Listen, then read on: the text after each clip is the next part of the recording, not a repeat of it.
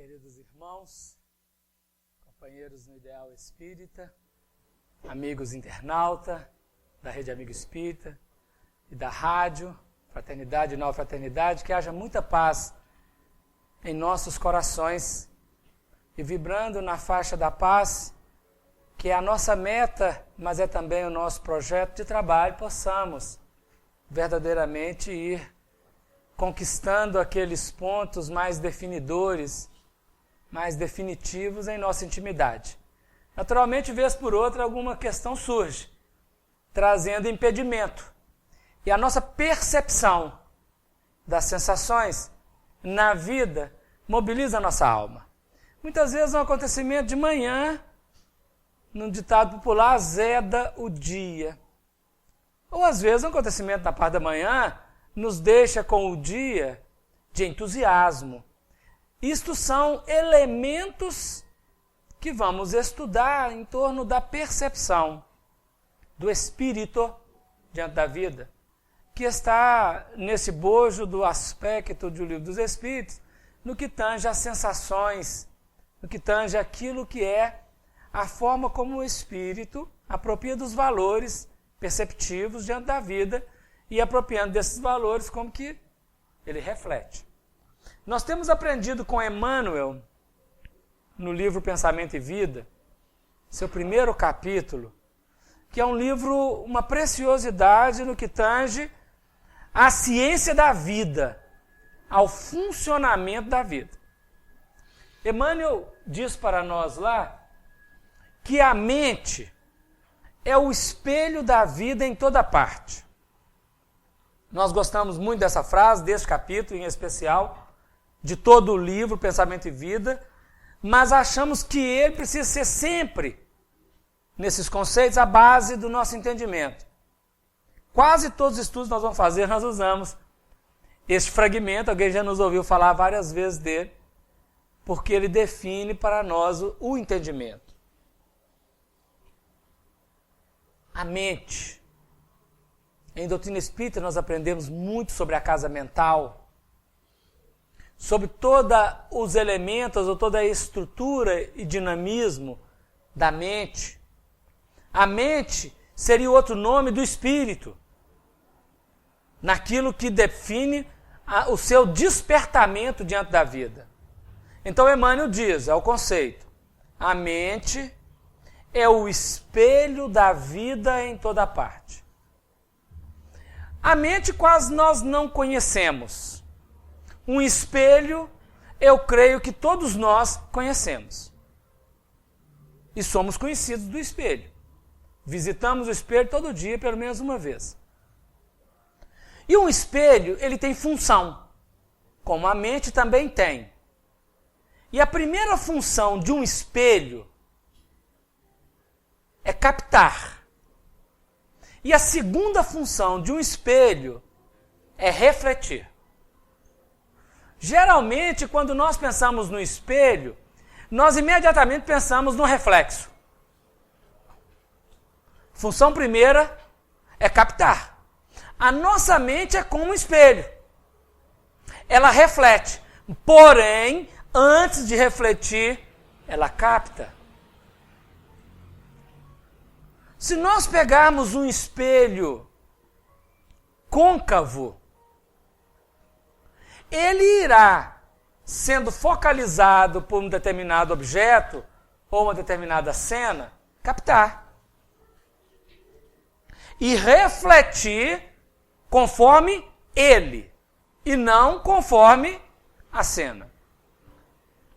Se o espelho for convexo, se o espelho estiver trincado, se o espelho estiver sujo, embaçado, a qualidade, a natureza do espelho, ela não muda a realidade, mas ela interfere na percepção e na reflexão. Isso é importante. A nossa mente é um espelho. Nós olhamos uma cena, mas nós não vemos a cena. Nós interpretamos a cena conforme a especificidade do nosso espelho mental, da nossa mente. Então, se a nossa mente naquele momento estiver embotada, a captação e a reflexão será embotada. Se a nossa mente naquele momento estiver de forma côncava ou convexa, será determinante dessa maneira. E assim, se estiver trincada pela esquizofrenia, se estiver embaçada, suja pelos distúrbios mentais, psicológicos ou simplesmente emocionais, nós iremos olhar uma cena, não veremos a cena, interpretaremos a cena. De maneira que nas linhas gerais da vida, nós vivemos não vendo as cenas, mas nos vendo nas cenas. Neste capítulo 1, Emmanuel continua dizendo que a mente ela ergue-se na Terra. Terra com T maiúsculo lá, né? Planeta, é estrutura material. Ergue-se na Terra para Deus. A afeição de uma joia preciosa na mão do lapidário. E esse lapidário é o Cristo. Nos animais, a mente aparece como a ganga dos instintos. Estímulo e resposta. O animal, na sua estrutura instintiva, tem um estímulo, não pensa, não reflete, apenas capta e responde automaticamente pelo determinismo da lei, conforme ele recebeu. Aparece nos seres humanos como as ilusões que salteiam a inteligência. Então, Emmanuel está dando a dica. A nossa inteligência vibra nas faixas da ilusão. Ou seja, olhamos, mas não vemos bem.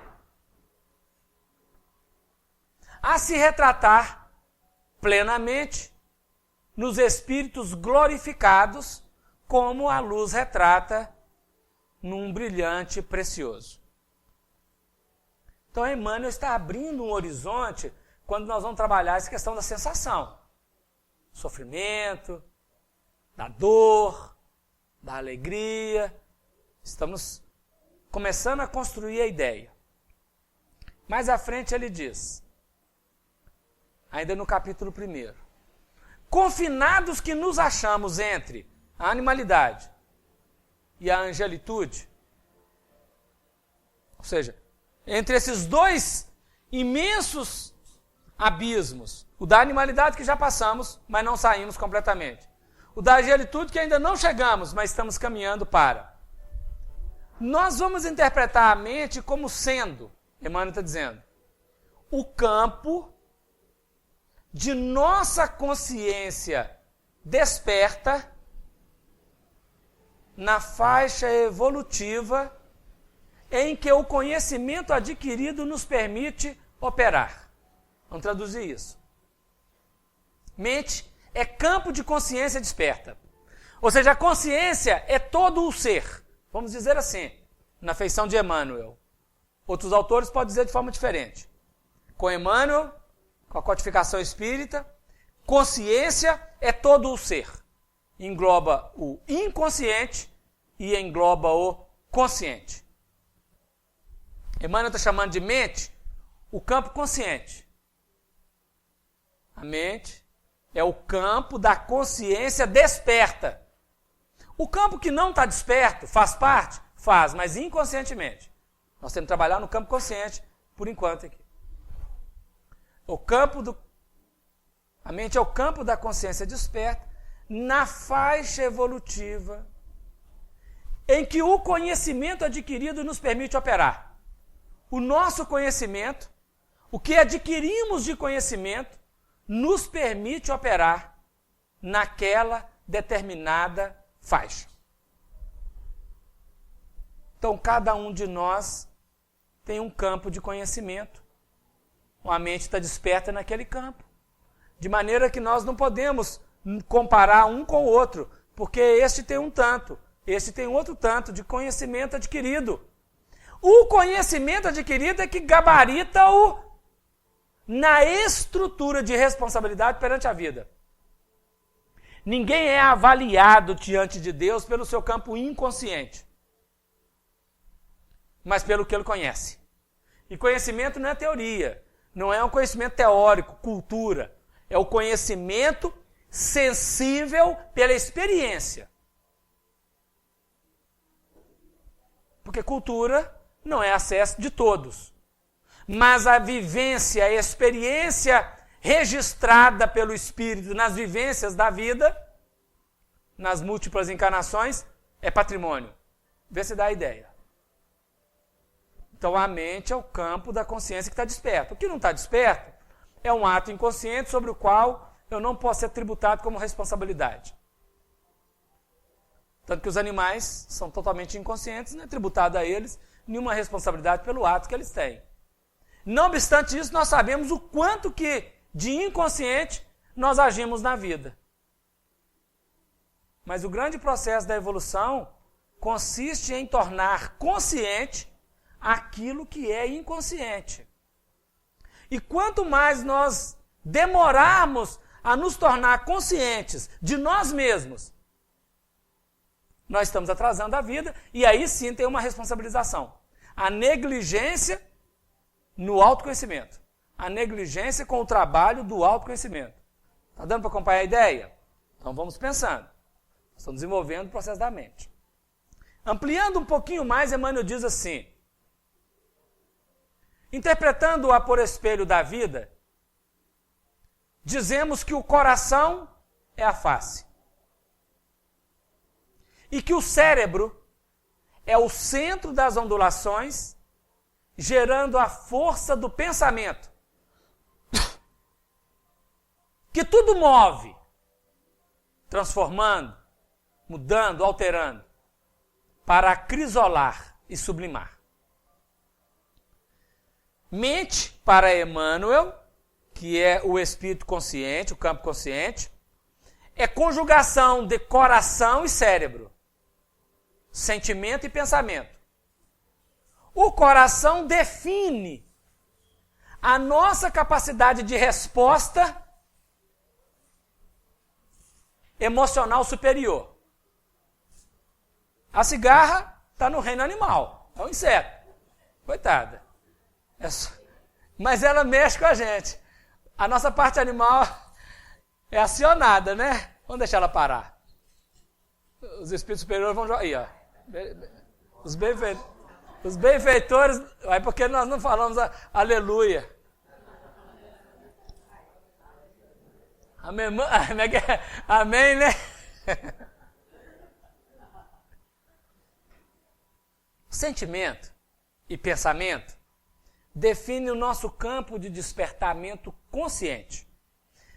Não obstante isso, é preciso não desconsiderar os sentimentos e os pensamentos subliminares, que precisamos tomar cuidado com eles. Mas vamos avançando que depois nós voltaremos nele. Mais à frente, Emmanuel vai falar para nós sobre os departamentos da mente. A nossa mente, ela é um todo que subdivide-se em departamentos específicos, como se fosse uma grande empresa que tivesse seus departamentos de atuação. E Emmanuel coloca 4 departamentos fundamentais. Existem vários, mais do que 4, mas ele tange 4 principais. Não, você não. Nós vamos trabalhar na memória, que é um deles. O primeiro departamento é o departamento do desejo.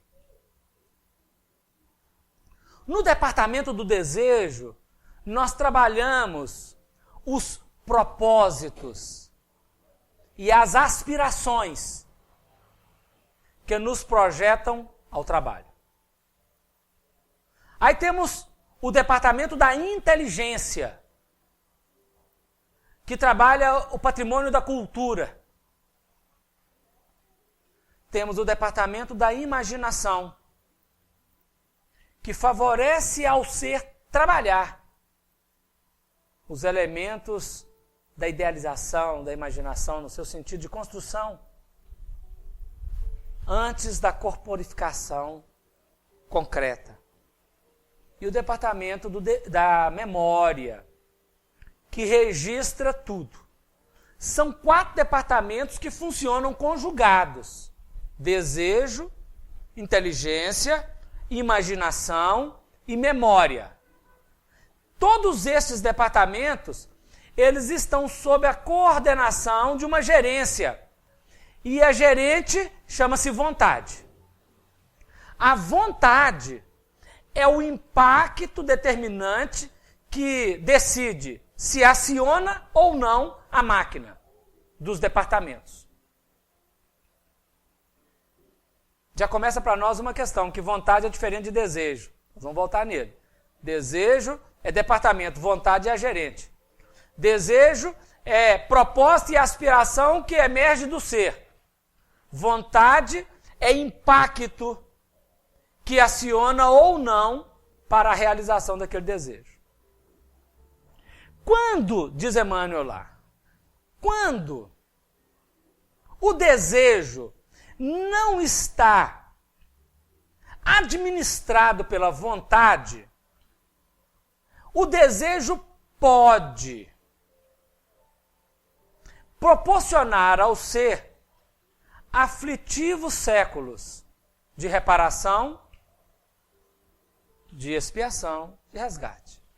Porque o desejo, por si só, sem administração da vontade, naturalmente irá comprar, dizer lá assim, ao engano, fará coisas incorretas, aflitivos séculos para corrigir o engano.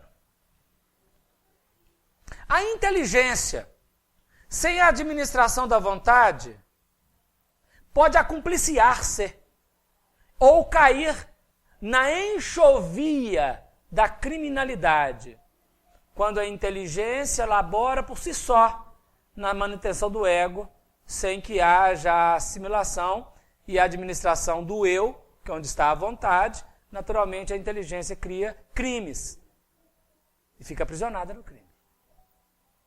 A imaginação, quando não administrada pela vontade,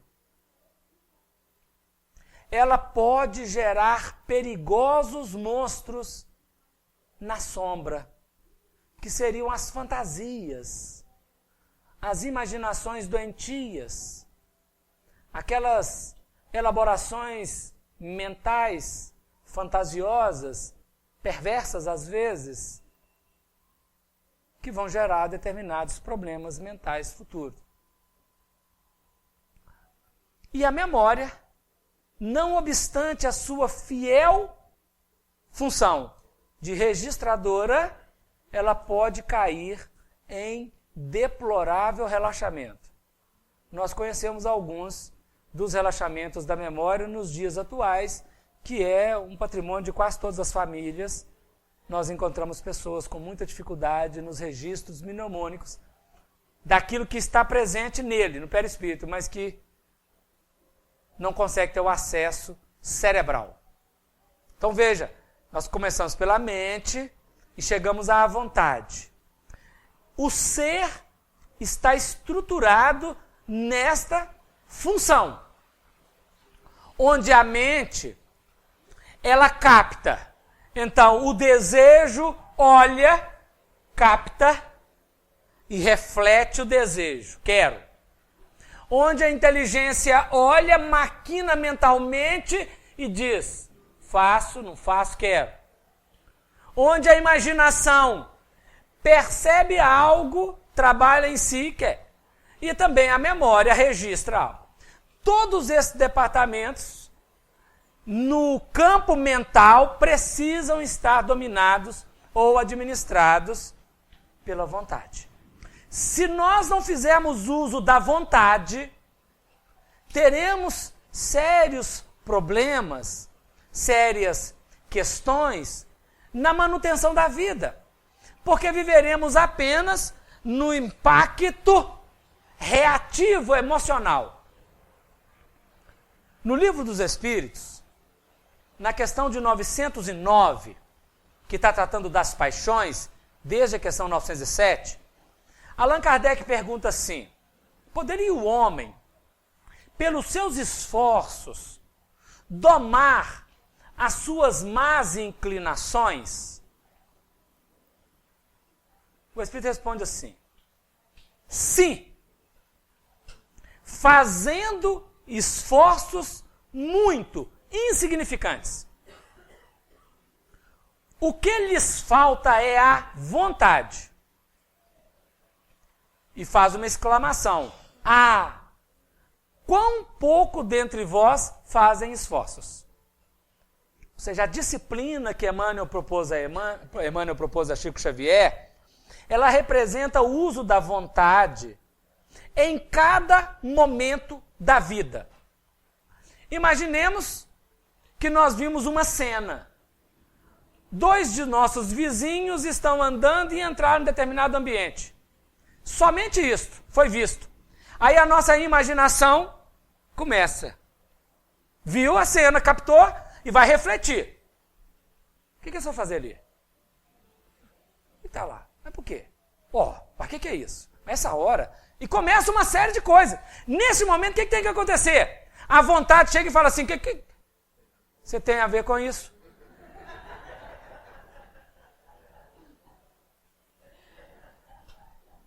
Olha lá o que você vai pensar aí agora, quer imaginar, né? Se tivermos juízo, imediatamente nosso Senhor Jesus centraliza meu pensamento e meu sentimento para que eu não venha a elaborar nenhuma ideia infeliz sobre meus amigos. Imaginemos que estamos em casa, sentados, tranquilamente, na rede, tomando um suco, e o nosso pensamento aciona os estímulos da memória e começamos a recordar uma cena de 20 anos atrás. Recordamos aquela cena, geralmente a gente recorda de coisa muito ruim, em determinados momentos, coisa boa também. Ou coisa boa que não é boa, né? Que é ruim. Né? Você compreendeu, né? Coisa de 20 anos que é boa, pode ser que não seja tão boa hoje. A manifestação pura da memória emergiu no campo mental, sentimento e pensamento. E se ela não é adequada, a vontade tem que entrar imediatamente e falar assim: agora não, e pôr uma barreira. Deixar.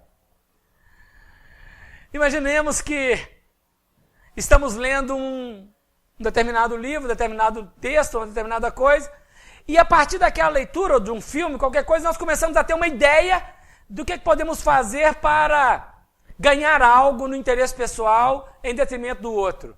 A inteligência foi acionada. É preciso tomar cuidado e a vontade tem que chegar e falar assim: não, temos que agir de forma correta. Né? E assim vale para... Já foi da imaginação, já foi para a inteligência, da memória e do desejo. A vontade tem que administrar. Seja em qualquer circunstância da vida, num desses 4 departamentos, ou os 4 juntos, porque eles estão conjugados, imaginação e inteligência está conjugado, desejo e memória está totalmente conjugado, e eles 4 estão conjugados em si mesmos.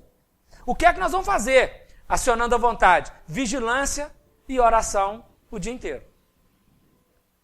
Para evitarmos as consequências negativas. Bom, esse é um determinado processo conceitual, teórico, que é prático na doutrina espírita. Agora nós vamos buscar um outro ângulo para depois fazer a junção dos dois. O Livro dos Espíritos nos informa que o Espírito é o princípio inteligente do universo. Princípio inteligente do universo, questão número 23. Já tinha informado na questão 22, letra A, que a matéria é o laço que prende o espírito. Então nós teríamos aqui uma conjugação espírito e matéria.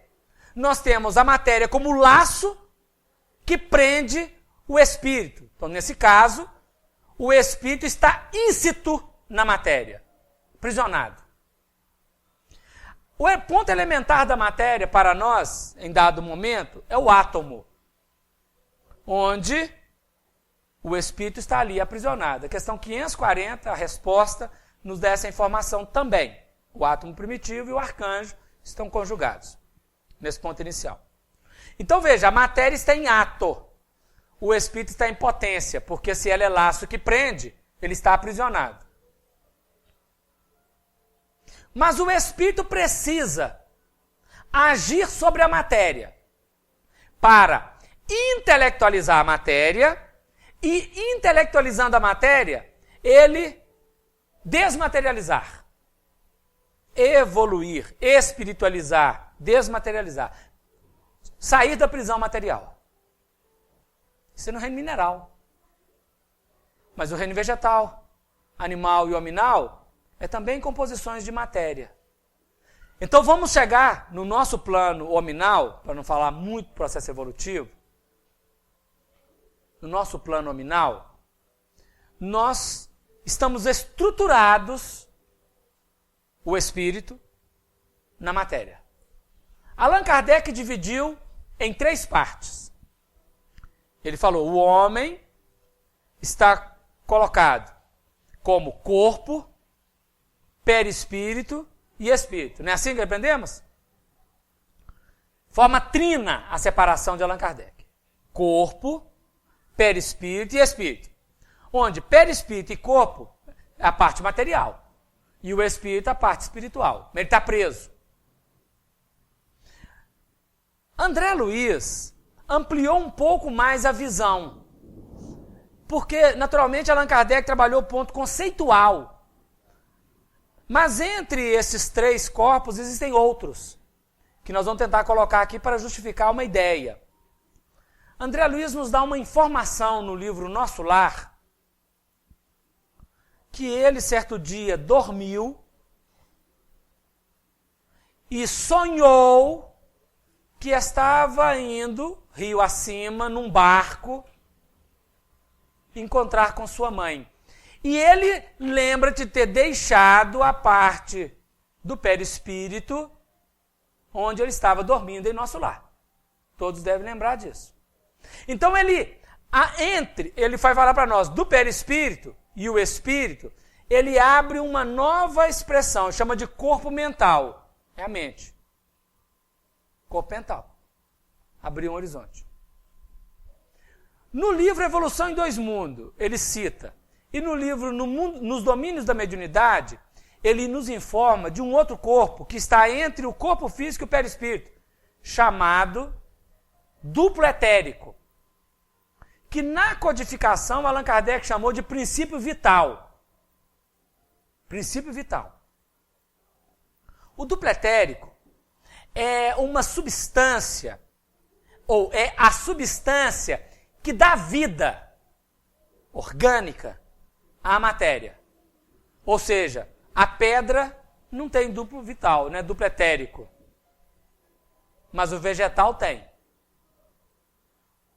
No livro Os Mensageiros tem um caso de uma menina no mundo espiritual que colhe uma flor e imediatamente na crosta a parte material morreu. Ou seja, a planta ela é um somatório da parte material e da parte espiritual, duplo etérico. Não tem espírito ainda não é? É um princípio inteligente somente. A parte etérica. Está no livro Os Mensageiros. Lá na vizinhança da casa da Isabel, finalzinho do livro. Então, agora nós temos então corpo físico, duplo etérico, o perispírito e o corpo mental. O chamado perispírito, os espíritos ainda fazem uma divisão nele. Nós temos uma parte chamada corpo astral e outra parte chamada corpo mental inferior, ou intelecto, ou ego, ou mente concreta. Olha quantos nomes. Vamos tentar explicar direitinho, para a gente entender esse campo da percepção. Eu não sei se vai entender, eu estou tentando trazer a ideia, né? Nós temos o corpo físico, temos o duplo etérico, temos o corpo astral, temos o mental inferior, que é o ego, temos o corpo mental, vamos chamá-lo agora então superior, e ainda outros corpos. Esse corpo mental superior nós vamos chamar de vontade, de eu, onde está a vontade. O corpo físico é a materialização, a coagulação do que fomos até agora. No livro O Espírito da Verdade, capítulo 18, psicografia de Franciscano Xavier, o espírito é o Militão Pacheco, ele diz lá assim: o teu corpo físico define a sua atualidade. Ou seja, o nosso corpo físico é onde nós concentramos, condensamos, concretizamos o que já fomos. Ele responde por nós. Claramente, nós entendemos que não é questão de aparência e expressão racial, não. É o somatório da mobilização orgânica na saúde, na doença, nas expressões de manifestação. Todo ele.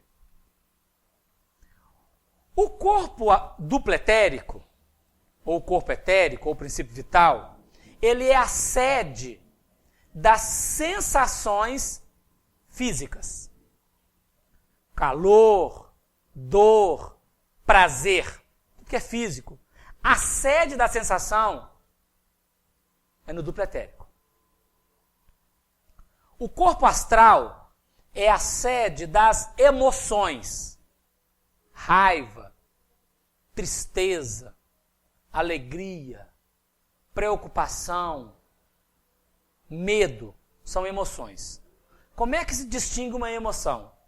A emoção é um sentir que é pertinente ao animal e o qual também o homem possui. Então nós pegamos um cachorro, que é o animal mais próximo, dentro das expressões de emoção, porque o macaco é selvagem, não está muito domesticado, não convive conosco. Cachorro convive. Medo, cachorro tem medo. Nós também temos. Raiva, cachorro tem raiva. Nós também temos. Preocupação, o animal tem. Nós também temos. Alegria, aquele cachorro tem. Nós também temos. E a tristeza, o cachorro tem. Nós também temos. Isso é emoção. A emoção não é nem boa nem ruim. A emoção, ela é amoral. A moralidade não está na emoção, ela está no sentimento que vai decorrer e no pensamento que vai decorrer da emoção. Mas daqui a pouco volta nele, né? Nós vamos voltar nele. O mental inferior é o que chamamos ego. É o eu intelectual. É aquele eu que é formado ao que nasce e termina quando vai nascer de novo. Porque nós nascemos, morre o corpo e permanecemos nós mesmos no mundo espiritual. Até uma nova encarnação, quando nós perdemos aquele ego e construímos um outro ego. O ego Afonso vai viver agora, morrer vai continuar, até nascer de novo. Ao nascer, o pai e a mãe vai escolher o nome. Talvez Elvis Presley. Não é mesmo? Talvez John Lennon, qualquer coisa assim. Ou João, ou Afonso, não é? Ou Manuel. E se nascer mulher, ou Maria. Ou seja, é um outro ego, tá certo? Que não tem nada a ver com o primeiro, é apenas mais um somatório. Como o Afonso de hoje não sabe quem ele foi no passado, que ego que foi, que nome que foi. Deu ideia nisso, gente? E acima, o mental superior, o corpo mental superior, ele sintetiza nele, tem mais outras divisões, mas nós não vamos entrar, o chamado eu espiritual, o espírito, o eu sou. Então nós teríamos aqui uma divisão. Corpo físico e duplo etérico, a materialidade corporal. Corpo astral e mental inferior, o perispírito. E o corpo mental superior, o espírito. A mesma divisão, só que um pouco mais... É igual a sanfona do Luiz Gonzaga. Ela está fechadinha assim. A hora que abre, né, nós estamos buscando o entendimento que está naquelas subdivisões. Quando o espírito... Não, vamos dizer assim, quando um homem morre, o espírito desprega do corpo. E esse despregar, ele é em maior ou menor qualidade. Ele pode desligar completamente, como ele pode desligar parcialmente, não é? Quando morre o corpo, em poucas horas, o chamado duplo etérico, ele desintegra e volta à atmosfera de onde ele saiu, ao fluido cósmico universal, e ali ele entra em combustão com oxigênio, às vezes, né?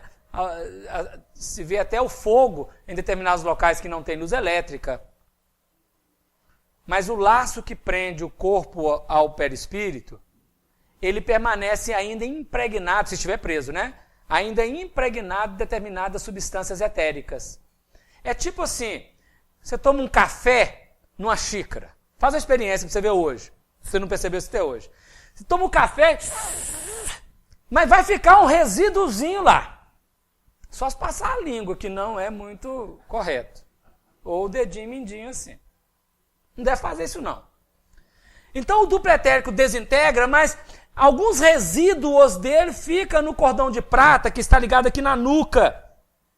Quando nós nascemos é no cordão umbilical. Quando nós morremos, é o cordão de prata aqui na nuca, na chamada fossa romboide, aqui na nuca, na estrutura entre o cerebelo e a coluna cervical. E esse resíduo que fica ali preso, ele é responsável pela percepção de dor que o espírito sente no plano espiritual. Ele é responsável pelas sensações de prazer material, ele é responsável por várias sensações. O espírito em si, ele não sente as sensações físicas. Se o espírito não tivesse perispírito nem corpo, ele não sentiria nada. Somente os valores superiores de Deus. O perispírito sem o espírito também não sentiria nada. Mas o perispírito ligado ao espírito, ligado ao duplo etérico, ligado ao corpo, o perispírito, duplo etérico, são a causa das sensações que repercutem no espírito. O Beto trabalhou isso aqui já, está na questão 257, naquele resumo teórico. Nós só estamos resgatando para dando a ideia do que nós estamos querendo com o nosso estudo hoje, né? Fazendo tanto essa viagem toda. Ao desencarnar, aliás, antes de desencarnar, nós estamos sendo treinados pela vida a aprender uma coisa chamada desapego. O desapego é aquela capacidade que o ser tem de desconectar dos seus corpos, dos seus bens, dos seus valores, das suas posses, daquilo que ele deteve durante um tempo, para que ele auxilie ao duplo etérico desintegrar completamente e ao perispírito desatar o laço do corpo físico. Desta maneira, no plano espiritual, o espírito não irá vibrar em determinadas faixas das dores físicas. Fogo e gelo não lhe desorganizarão as células do perispírito. Mas se ele estiver com algum resíduo de duplo etérico, primeiro que ele não entra na cidade espiritual. Ele fica aprisionado no chamado umbral, onde ele vai sentir frio, vai sentir fome, sentir calor, sentir aquelas coisas todas, porque tem parte etérica vinculada ali. Né? Ou seja,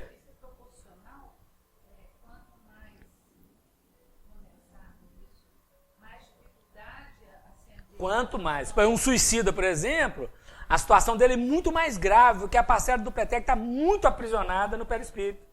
Então as percepções dele, da cena repetindo, acontecendo, e é muito complexa, não é? Muito grande. Quanto mais nós evoluímos, quanto mais nós desmaterializamos, menor o impacto do corpo no espírito, do corpo do pretérico. O espírito fica mais sensível. Vamos tentar explicar isso aqui para não ficar confusão. Por exemplo, Jesus, estando conosco na carne, ele tinha os sentidos extremamente sensíveis. Naturalmente. Então, todas as vibrações do planeta afetavam profundamente o Senhor. Claro que ele, espírito de escola e superior a tudo, ele pairava acima daquela vibração, mas ele sentia. Então a dor que ele sentiu foi ao extremo. As vibrações odoríferas, caloríferas, tudo que nós percebemos, Jesus percebia em maior escala. Porém, tão logo desconecta do corpo físico duplo etérico, desconecta das sensações, não é? Acende mais rápido. O espírito humano, talvez assim mais primário, ele não sinta tanto. Por exemplo, se a gente andar descalço muito tempo, daí a pouco cria uma crosta no pé, para pisar na pedra não sente nada. Mas quando desencarna, se estiver aprisionado ao duplo etérico, alguma parcela dele, a repercussão daquelas sensações no espírito vai ser muito grande. Então veja, nós precisamos evoluir, desmaterializar para, depois de desencarnados, termos uma pequena parcela de repercussão de dores ou de prazeres, falando por enquanto etérico, no aspecto espiritual. Vou imaginar assim, passada a vibração de umbral, terminada a liberação de resíduos de duplo etérico, nós somos socorridos, como André Luiz. Ficou 8 anos para liberar resíduos de duplo etérico, no umbral. Quando terminou, ele foi ser socorrido, porque aí ele harmoniza o pensamento, que até então o pensamento dele era louco, né? Suicida, doidão, aquela coisa toda. Era um pensamento desequilibrado. Correndo, buscando água, sentindo fome, bebendo o que estava na frente dele, comendo capim, aquela coisa toda. Ele narra isso lá no livro. Quando ele terminou os últimos resíduos de duplo etérico que desintegraram, aquietou. Ele sentiu uma calma. Nesta hora, gente, olha como é que isso é importante a gente estudar. A mente dele que estava em desalinho, nesta hora, a mente aquietou. É como aquela água que você está batendo no liquidificador. Desligou o liquidificador, está rodando, parou. Aí é um suco que você está fazendo, um suco de abacaxi. Aí daí a pouco, aquele resíduo pousou e harmonizou. Naquela hora, a mente do André Luiz saiu das sensações e pousou na emoção do perispírito, corpo astral, emoção, não vou falar dela aqui. Na hora que ele pousou na emoção, a emoção tangeu uma coisa. Que coisa que vocês acham que tangeu naquela hora? Só uma perguntinha assim. Na hora que parou. Não. Tinha 8 anos isso, que eu tinha morrido. Eu não vou fazer pergunta demais, senão demora. Saudade. Alguém já viu saudade? Sabe o que é saudade? Já sentiu? De quem a saudade? De tudo que ele tinha vivido. Qual que é o registro da saudade? Memória. Memória. Então passou na mente dele, naquela hora, mulher, filhos, mãe, pai, tudo. Porque até então ele estava muito desgastado com o grito de suicida, com a fome, com a loucura, desgrenhado. O filme retratou de alguma maneira, né? Liberou o resíduo, veio a família. Aí ele lembrou da mãe dele. Porque o registro de memória vai buscar todos os ingredientes a partir do periférico ao mais essencial. E o maior registro essencial que nós temos é a mãe. Porque o primeiro contato que temos na hora que nascemos é a mãe. A mãe amamentando. Ele está frágil. Qualquer um de nós frágil, a gente encolhe assim, ó, buscando o útero, não é? Posição fetal. Quando ele lembrou da mãe, a mente dele viajou 5 anos, quando a mãe ensinava a orar. E aí ele lembrou que ele não pensava muito em Deus. A religião para ele era formal, só para a igreja, aquela coisa toda. Mas quando ele pensa em Deus, abre horizontes, é muito bonito, onde ele falou assim, deve ter um autor da vida. E se tem, eu sou filho dele. E se eu sou filho dele, eu posso falar com ele. E começou a conversar com Deus. Aí, nesse momento, ele limpa a sujeira do corpo astral, que é emoção, plexo solar, região do umbigo. E ao limpar as vibrações do corpo astral, ele atinge o plano do cardíaco e a glândula timo, que talvez não esteja no físico, porque a glândula timo, ela atrofia, mas ela está no perispírito. Nós estamos falando ali do perispírito, corpo astral dele. E quando ele começa a orar, é como se ele passasse um colírio. Ele abre os olhos e vê Clarencio, que já estava lá há muito tempo. Ele é levado para o nosso lar. Ou seja, para ir para cidades, colônias espirituais melhores, é preciso liberar todos os resíduos de duplo etérico, para não vibrar na faixa dos desejos materiais, prazeres, né? Fome, frio, calor, essas coisas todas. Alimenta lá? Claro, mas é diferenciado. Então pode ficar despreocupado, vai tomar o suquinho numa boa, não vai ter problema. Ninguém vai querer comer macarronada lá no nosso lar, não. Se for comer feijoada lá, afunda no umbral. Né? Volta para o umbral. Então não tem jeito, não. Pode ficar tranquilo. Mas aí nós vamos trabalhar as emoções agora. Passada a questão das sensações, que está no duplo etérico, que precisamos aprender. Só falar um pouquinho do duplo etérico, que ele é importante. Todas as vezes que nós começamos a cochilar ou a dormir, aqueles solavancos que damos, aquela sensação de cair em abismo, umas sensações de vertigem, quando eu não estou com labirintite, uma sensação de vertigem, que a cama está rodando, que eu estou de cabeça para baixo, tudo isso é vibração do duplo etérico que está saindo junto com o perispírito, com o corpo astral do corpo. Deveria sair só o corpo astral. Essa informação está no livro Nos Domínios da Mediunidade, no capítulo 12, quando trata do desdobramento. Lógico que ele não está falando de sono. Ele está falando de uma reunião mediúnica, onde o médium está desdobrando e ele sai gigante, colorido, laranjado de um lado, azul do outro. Porque é duplo etérico que estava saindo. Aí fazem prece, aplicam passes, ele volta para o corpo suga o duplo etérico, vamos dizer assim, né? Uma imagem muito forte, muito materializada, e aí o perispírito sai, o corpo astral sai. Perispírito é conjugação de corpo astral e intelecto, né? Mental inferior e o mental superior, naturalmente.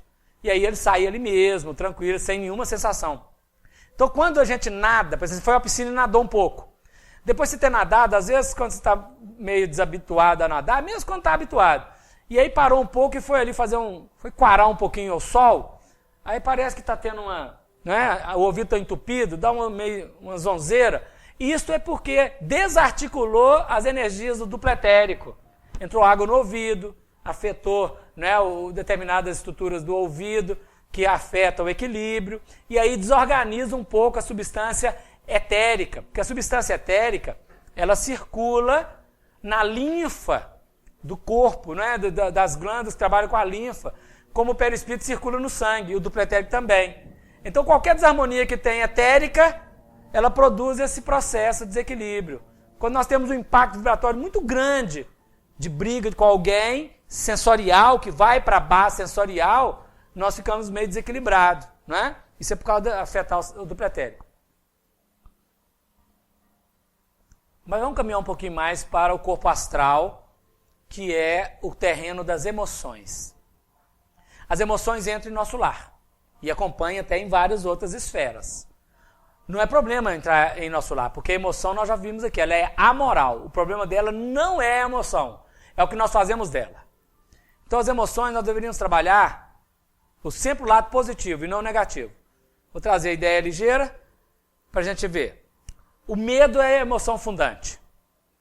O medo pode nos levar, quando negativizado, para o ódio, para o pavor, para o horror, para o pânico, para a ansiedade. Toda a sensação de pânico e ansiedade é um agravar desorganizado do medo. Ou seja, eu tive a emoção, não consegui trabalhar o aspecto positivo, que é confiança, prudência, cautela, fé. Medo tem que levar para a fé. Os Espíritos dizem isso. Jesus veio trabalhar a fé. Não temais, tenhais fé. Se eu trabalhar a confiança, a prudência, a cautela, a fé, eu não cairei no pavor, no pânico, na ansiedade. Então, quando nós chegamos a umas crises de ansiedade, transtorno até, e essas coisas mais complexas, é porque elaboramos ao longo de muitos séculos, ou de muitas décadas. Geralmente, numa encarnação só não dá para desenvolver isso não, é mais de uma, mais de encarnação. Desenvolvemos muito medo e não cuidamos de tratar o medo, fobia, o horror, né? Essas coisas assim. A raiva, que é subjacente à emoção do medo, a raiva pode nos levar ao ressentimento, à mágoa, ao ódio, né? À vingança, à guerra, à maledicência. Mas a raiva deveria nos levar ao entendimento, à compreensão, ao perdão. Porque o que nos impactou negativamente, gerando raiva, está pedindo uma equação positiva, oferecer a outra face do perdão, da paciência, da compreensão.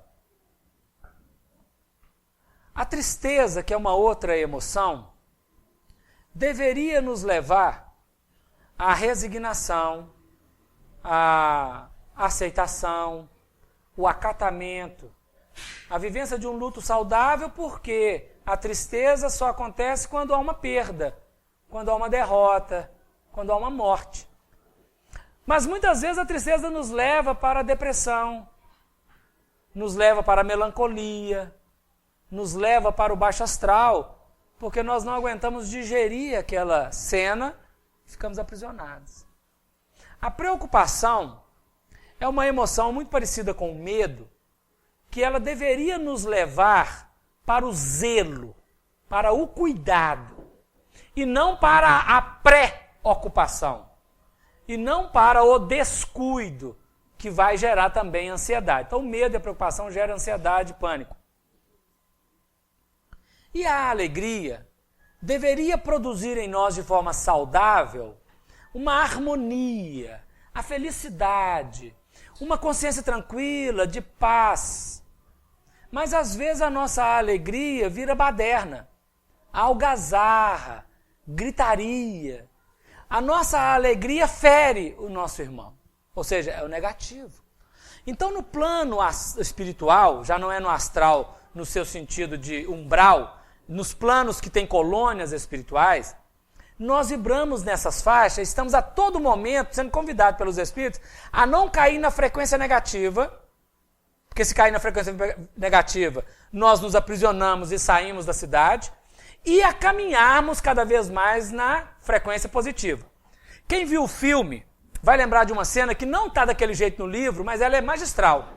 Uma parenta da dona Laura, apaixonada aqui na Terra, o noivo tendo ficado, ela não aguentou ficar vivendo as emoções em nosso lar, do apego, da memória, lembrança, saudade do namorado, ou do marido, sei lá o que ele era.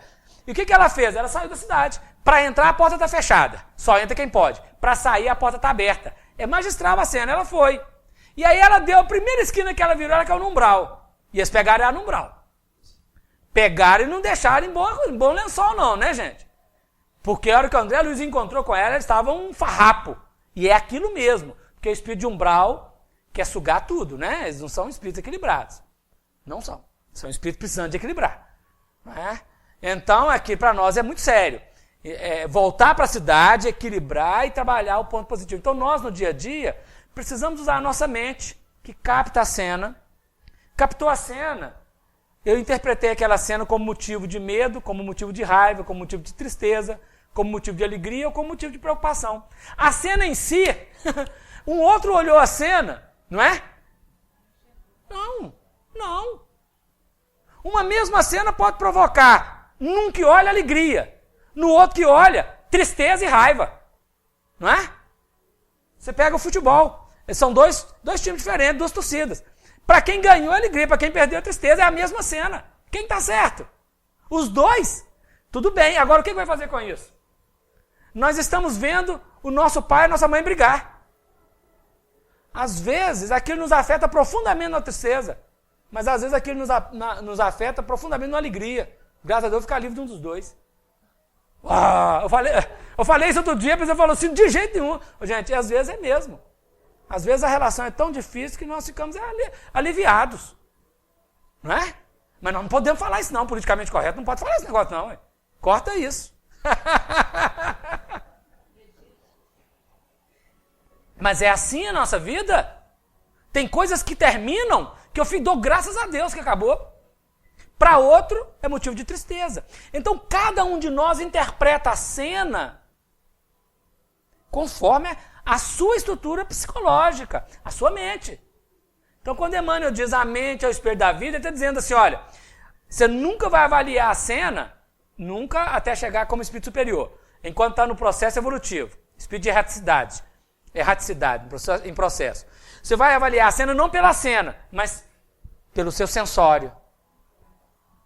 E aí, gente, nós não podemos levar nada ao extremo absoluto, temos que relativizar tudo. Precisamos aprender a apaziguar, a conviver com a situação. Captou? Antes de refletir, precisamos meditar, digerir, reflexionar, voltar sobre nós mesmos e perguntar: o que significa isso? O que é isso na minha vida? Para que isso? Se começarmos a fazer assim, em pouco tempo, questão 909 do Livro dos Espíritos, em pouco tempo, nós estaremos sobrepairando sobre a maioria das cenas. Qualquer um de nós aqui já deve ter tido, no mínimo, uma experiência no trânsito de Belo Horizonte. Assim, negativa, né? Positiva tem todo dia. O trânsito flui normal, tranquilamente, você chega. A linha verde está verde, não está vermelha. Vermelho bonina, né? Tá verdinho e tal. Mas um dia teve uma cena negativa. A cena aconteceu lá, não é? Provocou alguma coisa cá. O que provocou? Cada um com a sua. E é legal, bacana de ver que o motorista às vezes está agoniado, reclamando. E o copiloto está na boa, dando conselho para ficar calmo. Fica calmo. Quando o copiloto fala para o motorista ficar calmo, ele fica muito calmo, não fica? Entendeu como é que é o mecanismo da mente captando a cena? A palavra proferida foi assim: calma, meu bem, fica tranquilo. Aí gerou um ângulo de 90 graus. A guerra está lá e está cá. Não nos dois ao mesmo tempo. É lá e cá, né? Piorada. Então, o que é isso na vida? Às vezes, gente, às vezes é pegar a escada rolante. Você está com pressa, está na hora do voo. Vai viajar de avião. Ou então você vai fazer sei lá o quê. E aí alguém está demorando a subir na escada rolante. O negócio são 3 metros. Que vai numa velocidade. Nós nos irritamos. A cena é para irritação? Você está indo comprar, fazer uma compra para dar um presente a alguém ou se dá um presente. E irrita com o companheiro, com o irmão, com a pessoa. A cena é uma cena. Alguém que vê aquilo fala assim: mas por que a pessoa irritou? Aí eu vou estar cheio de justificativa no motivo da minha irritação. Então, todo o cenário da vida, ele afeta a nossa emotividade. Aí vou entrar num outro conceito de Emmanuel para conjugar isso que nós estamos dizendo aqui, abrindo um monte de leque. Vamos tentar costurar. Emmanuel diz assim: o reflexo, está no primeiro capítulo do livro Pensamento e Vida. O reflexo esboça a emotividade. Então, o reflexo não mexe na sensação. O reflexo mexe na emoção. A sensação é uma consequência. O reflexo esboça a emotividade. Mexe na emoção. O reflexo é qualquer cena da vida. Qualquer cena que eu perceba. Porque se eu não perceber, não tem nada a ver comigo. Você viu que lá, o quê? Não viu. Então, o outro é que viu, né? Ah, não viu, não. Aí começa a ver, né? Porque você entendeu como é que funciona a coisa da nossa mente? A pessoa liga para você, ou você liga, fala assim: alô, que voz que é essa? Em vez de falar o assunto que tem que falar, que voz que é essa? Voz normal, todo dia. Ah, não, essa voz está diferente. Não está não, é voz normal todo dia. Ah, tem alguma coisa. O que aconteceu? Não aconteceu nada. Na terceira vez que perguntar já aconteceu, né? Aí você briga. Aí eu falei: sabia que estava com raiva. Não estava. Gerou. Nós caçamos problema onde não tem. Se não tem, nós vamos inventar. Bom, vamos lá. Então, a cena, o reflexo, mexe na emotividade. Qualquer uma dessas nós falamos: medo, alegria, tristeza, preocupação, raiva, ou outra qualquer. A emotividade que atinge aqui no plexo solar, ela vai provocar, ela vai movimentar. É igual quando você põe para ferver uma água, e quando ela entra na fervura, antes de ferver não, mas quando ela entra na fervura, ela vai liberar o vapor. Talvez até antes de ferver ela já comece a liberar o vapor. A bolinha que é só na hora da fervura. E esse vapor vai atingir a tampa daquele recipiente. Enquanto não começar a evaporar, não atinge. Então, a emoção, quando ela esquenta, quando a gente diz meu sangue ferveu, ou gelou, né? Porque às vezes o sangue gela, né? Não importa se ele gelou, se ele ferveu. Ele produz uma vibração, um vapor, que vai atingir imediatamente via glândula timo, o plexo cardíaco e o centro cerebral. É imediato. Sentimentos e pensamentos.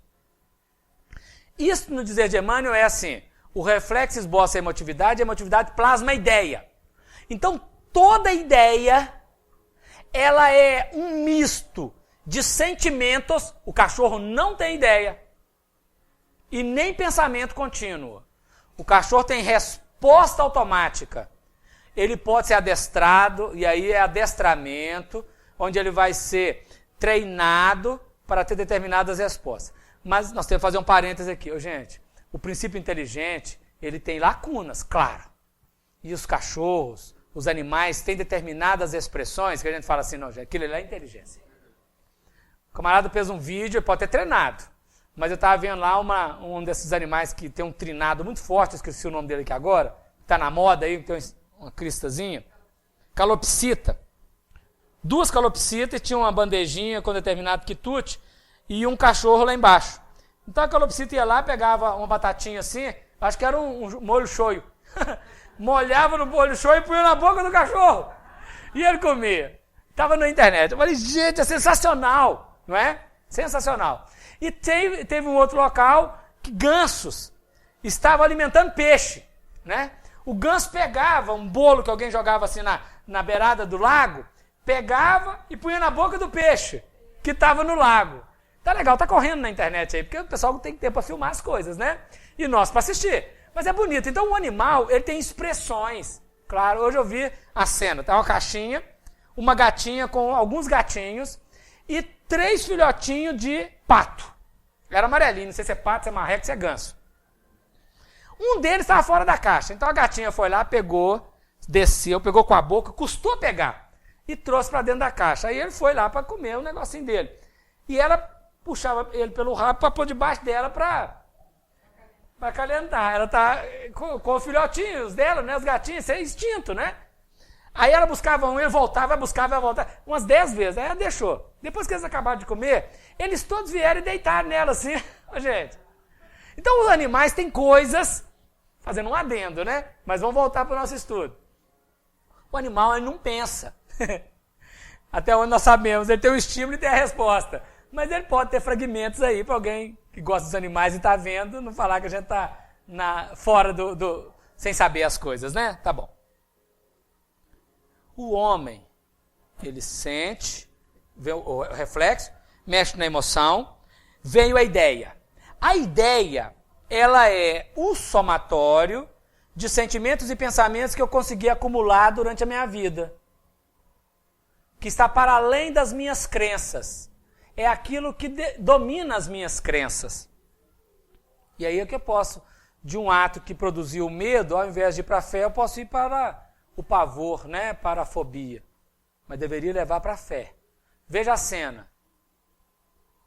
Jesus estava orando em terra.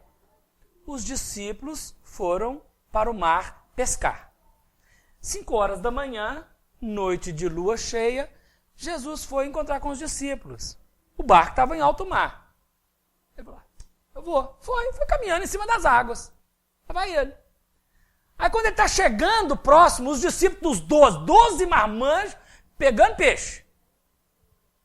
Começaram a olhar aquilo, falaram, o que é aquilo? É assombração. E começaram a gritar, meu Deus, Nossa Senhora, Santo Antônio. Não tinha esse santo não, né? Mas é o deles lá. Por Abraão, por Isaac, por Jacó. Né? Aí Jesus falou assim, sou eu. Quê? Sou eu. Aí Pedro falou assim com ele, se é o Senhor mesmo, manda eu ter contigo. Aí Jesus falou, vem. Aí o Pedro saiu fora do barco, pisou assim na água, pisou e começou a andar. Quando ele começou a andar, olha o que é a sensação do medo. Ele falou assim, eu estou em água. Eu não ando em cima da água. E afundou. Socorro-me, salva-me. Aí Jesus segurou ele pela mão, puxou, pôs ele no barco de novo e falou, homem de pouca fé, até quando? Né? Faltou fé. Porque se ele tivesse fé, ele teria ido. Ele estava debaixo do magnetismo do Cristo, ele teria transitado em cima das águas. Isso é mediunidade. da levitação. Faltou fé. Então o fenômeno que produz medo, ele tem que produzir fé.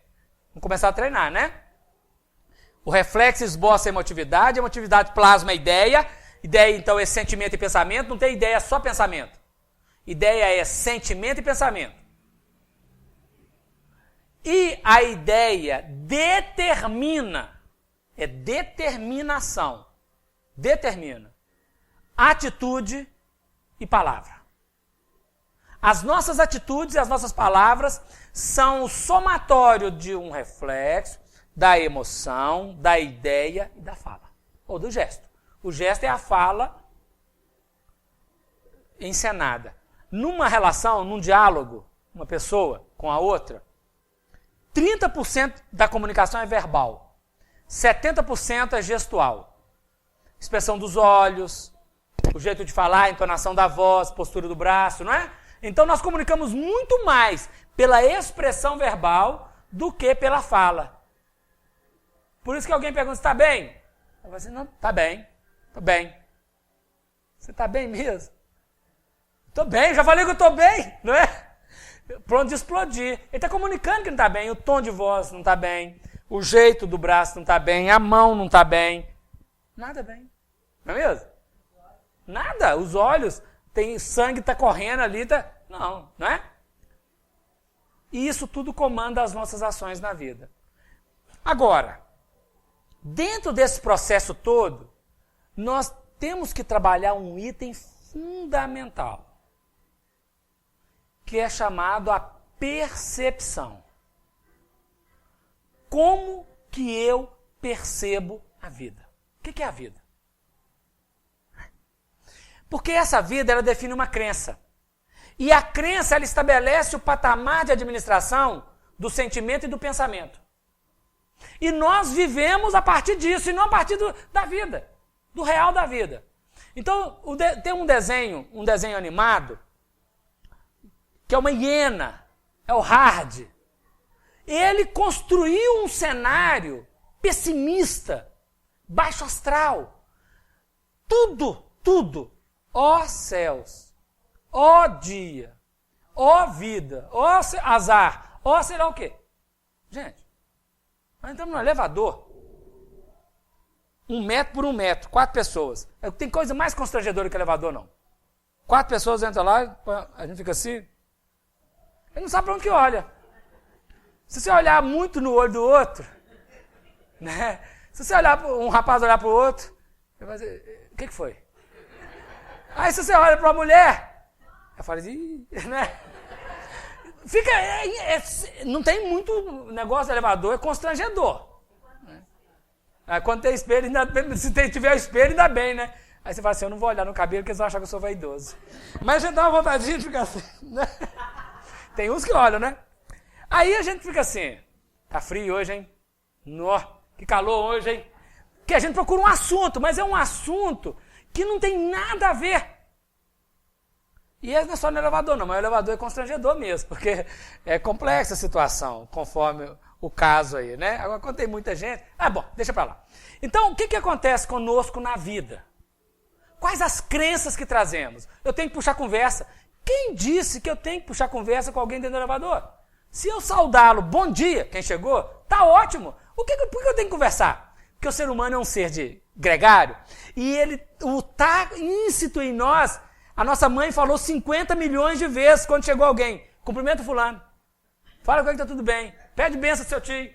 E aí, todo mundo que chega, a gente acha que tem que render o assunto, não é? Aí o outro não está afim de conversar, eu falo assim, que pessoa mal-humorada. Eu que quero conversar, o outro não quer conversar, ele é mal-humorado. Como que nós interpretamos a vida? O que é a vida, gente? Então esses fatores todos podem prejudicar-nos muito, podem nos azedar, por uma coisinha à toa, por causa de um telefonema. Nós vamos trabalhar o autoconhecimento. O autoconhecimento pressupõe todos esses ingredientes que nós colocamos aqui hoje. Mas ele faz uma viagem. Ele extrapola o ego, porque a emoção e o ego estão juntinho, né? O ego e o sentimento, aliás, e o ego estão próximos, porque eles estão administrados, impactados pela emoção, Então nós precisamos extrapolar o ego, extrapolar o mental concreto, o intelecto. Esse negócio de eu sou assim, eu nasci assim, eu cresci assim. Tem que extrapolar isso. E chegar no eu. No eu sou. No corpo mental superior. Onde está a vontade? Onde está o livre-arbítrio?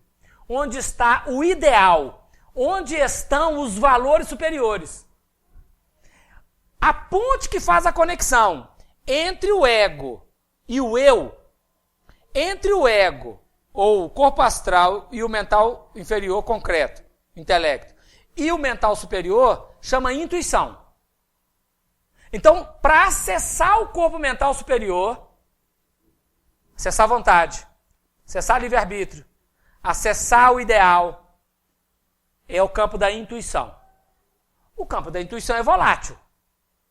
A ideia vem, quantas vezes? Aí não é uma ideia que ela não emergiu da base. Ela vem de fora pela inspiração dos amigos espirituais. É outro tipo de ideia. É a voz de orientação. Vem, aciona o meu implemento superior, vai no ego, e o ego fala assim, isso é bobagem. Não fazer isso não. Lá à frente ele fala assim, eu devia ter feito, né? Então essa intuição, que é essa ponte, a força de arrimo para esta ponte chama dever. O dever é um sentimento e uma racionalidade superiores. O dever é o ingrediente que vai facultar, está no livro do Evangelho segundo o Espiritismo, no capítulo 17, item 7. O dever é o ingrediente que vai nos ajudar a superar os sofismas da paixão, dos desejos, da memória de passado, da imaginação doentia e da inteligência infeliz. Aí nós vamos trabalhar o autoconhecimento. Escolher um dia, um horário, para... O Santo Agostinho ensinou para ser de noite, na hora que for dormir. Qualquer horário que seja. Fazer uma reflexão sobre o dia. Mas não uma reflexão pela cena vivida. Uma reflexão a partir de uma observação de quem observa depois que o negócio já passou. Né? E aí olha aquela cena e avalia a cena. Se tiver dúvida na avaliação da cena, coloca aquela cena como se estivesse sendo feita por uma outra pessoa, pelo inimigo, pelo cunhado, pelo cocunhado, se tiver alguma rusguinha com o cunhado, né? Se você aprovar a cena nele, tá ótima. Mas se desaprovar, está desaprovada em si próprio, né? E aí nós vamos aprender a trabalhar a percepção nossa com a vida, aos poucos, diferentemente. Nós vamos olhar um atraso, não talvez com as mesmas expressões que tínhamos no passado. Nós vamos olhar uma não ação de alguém com uma percepção diferente do que tínhamos no passado. Nós vamos perceber as cenas da vida com uma clareza maior que não tínhamos antes. Quando eu leio as obras de André Luiz, e eu vejo o André Luiz fazendo aquelas perguntas, que a gente fala assim, mas gente, ele vai fazer essa pergunta agora? Pela 10ª vez, ou um outro fazendo a mesma pergunta, e o instrutor respondendo com toda a paciência, toda a tolerância, toda a bondade. É essa a meta que nós devemos chegar. Porque se alguém nos perguntar uma coisa, 3 vezes seguida, Emmanuel diz que é 5, né? Para testar a nossa paciência, é quando alguém nos pergunta uma coisa pela 5ª vez e nós respondemos aquela mesma coisa pela 5ª vez, com a mesma tonalidade, com a mesma vibração da primeira. A segunda, a terceira, a quarta e a quinta, né?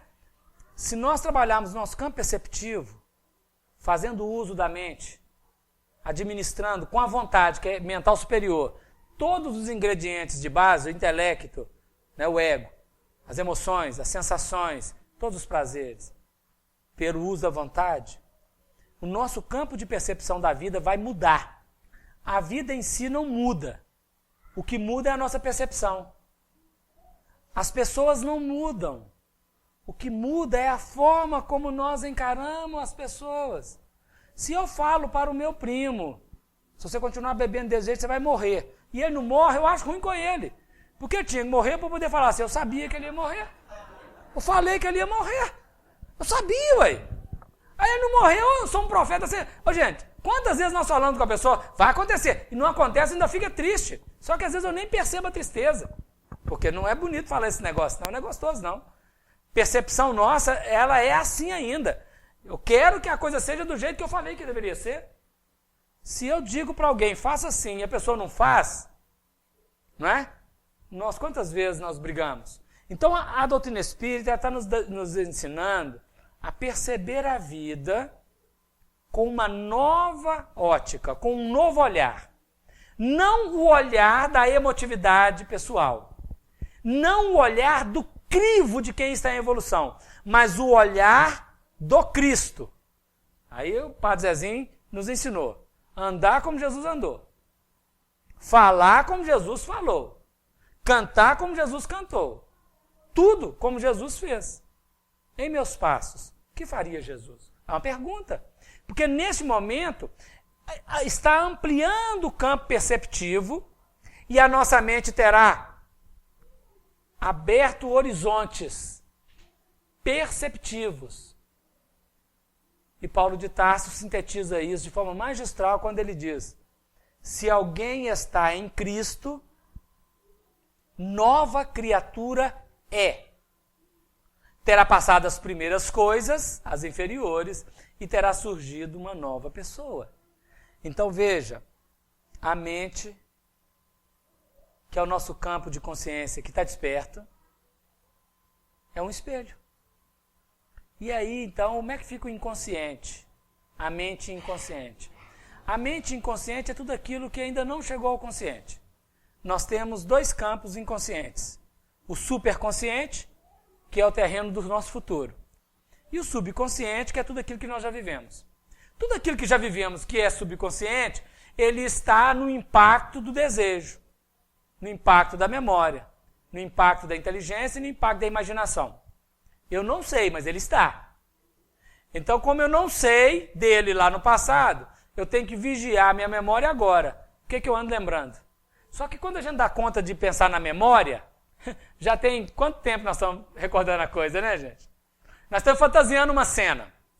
Fantasiando, a imaginação, na fantasia. Tem 10 minutos. Agora que eu lembrei, que eu estou pensando nesse negócio aqui. Né? A pessoa fica até hipnotizada, paralisada. Então, qual que é a orientação que Jesus deu? Para não entrar na tentação. Vigiar e orar. O que é a tentação? A tentação é um mecanismo que a vida utiliza de fora para avaliar o dentro. É um ato exterior para avaliar o dentro. Então, uma cena, enquanto eu estou aprisionado a ela, ao vê-la, ela me aprisiona. Tentação. À medida em que eu supero, ao vê-la, ela não tem mais nenhuma importância. Qual que é o mérito disso? É claro que é a conquista evolutiva. Mas principalmente quando nós desencarnamos. Porque ao sair do corpo e transitar para o mundo espiritual superior, a nossa mente tem que perceber todos aqueles ingredientes com os quais ela conviveu. E ela os vê, e vê como realidade. E se não tiver força, fica preso. No livro Iniciação à Viagem Astral, o espírito Lancelin, ele está ensinando, está dando as orientações sobre o desdobramento, né? Sobre a viagem astral. E ele vai dizer, a psicografia do João Nunes Maia, ele vai dizer que muitas vezes os guias espirituais vêm nos buscar no nosso corpo, retirar do nosso corpo, para levar para as viagens astrais, né? Para o movimento espiritual fora do corpo, aprendizado, trabalho. Só que nós temos que passar pelos testes de aferição mental. E aí projeta uma cena, ou nos leva a ver uma cena. Naquela hora, a nossa vontade não funciona, o dever não tomou lugar, e a nossa mente captou aquela cena e ficou presa na cena. Aí, para evitar um mal maior, eles nos fazem voltar para o corpo. Em forma de pesadelo, em forma de um sonho às vezes, em forma de um susto, né? Em forma de um acordar fora de hora. Porque nós não aguentamos perceber uma cena e permanecer sem ela. Então vamos fazer treinos, pequenos treinos diários. no trânsito, na via pública, na relação doméstica, onde tivermos, de tentar visualizar a cena com um olhar superior. Não que eu sou melhor do que o outro, mas um olhar superior à cena. Não nos deixar vincular a cena. Sair da cena. É olhar como se fosse um filme. E olha que um filme nos sensibiliza, né, gente? Tem determinados filmes da vontade de pegar o ator e bater nele. Teve ator que apanhou, né? Tem outros momentos que nós choramos, não é? Porque toca a nossa emotividade. Então, nós não somos insensíveis, mas a doutrina espírita nos ensina a trabalhar um certo distanciamento de todas as cenas, para não nos deixarmos mexer ali, vibrar e cair ali. E uma outra coisa que isso é importante. Todos nós deveremos fazer um estágio, não sei quanto tempo, no mundo espiritual, como guia espiritual. Todos. Depois que chega na determinada faixa de colônia, claro que em Umbralino não vai ser guia de ninguém, né? Depois que está na colônia. Vai ter uma tarefa, vai ser guia espiritual. Então a pessoa às vezes fala assim, eu queria ser um mosquitinho para ver o que fulano está fazendo. Fica tranquilo, você não vai precisar ser mosquito, você vai ser espírito e vai ver a cena. Mais de uma vez. E não vai poder falar nada, não vai poder gritar, chorar, ele não vai te ouvir, ou ela não vai te ouvir. E vai ter que ajudar. Vai ter que fazer prece. Isso não é para desanimar, não. Isso é para a gente começar, desde agora, olhar o seguinte, eu sou responsável pela minha vida. A vida do meu irmão é dele.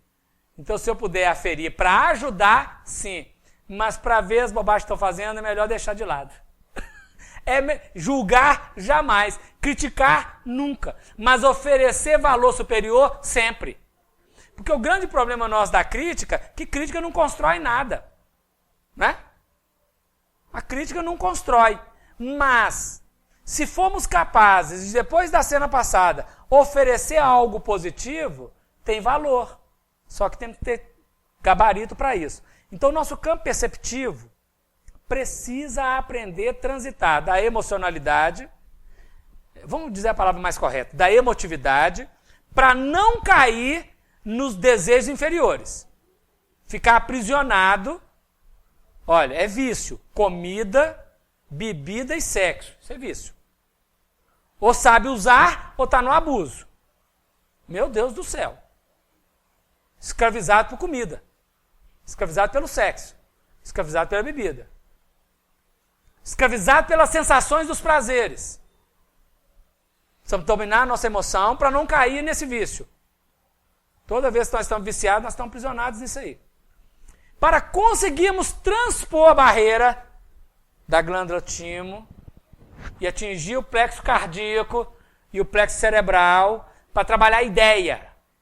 Ideia é aquele pensar abstrato que define as causas operacionais para a palavra e para a atitude.